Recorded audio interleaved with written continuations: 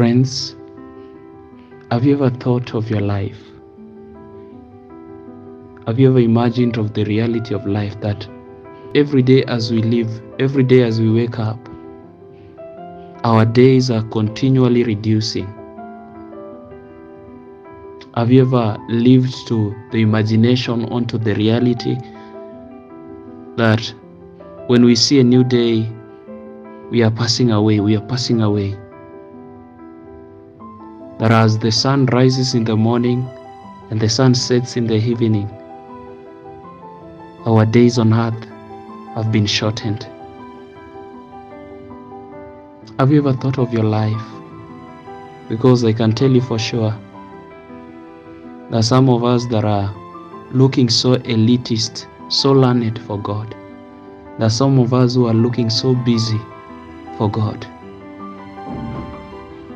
There are some of us who are focused on things that have denied us the eyesight to just check on God. There are many of us that have been distracted into things. There are many of us that are doing things that are not in accordance to the will of God. There are many of us who are in a magnitude of confusion. We are focusing on things that are not in alignment to the will of God. I just love what Job writes in the book of Job 8:9. He says, "For we are but of yesterday. We know nothing of today. We know nothing of our tomorrow. And our days on earth are but a shadow." I don't know the magnitude of a realization that this verse comes with to your heart. I don't know the magnitude of a realization that this verse carries onto your life. But imagine you're not here forever. Let's tell ourselves the truth. There are some of us who will live on earth for 50 years. There are some of us who will live on earth for 70 years. Others will live for 100 years, as God wills.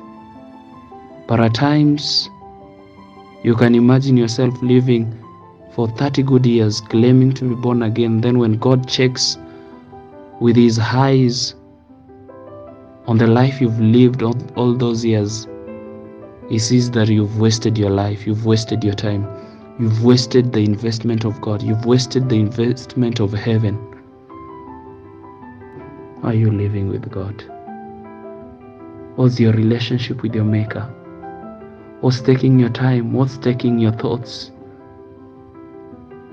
What wisdom has entered your head that you can no longer focus on God?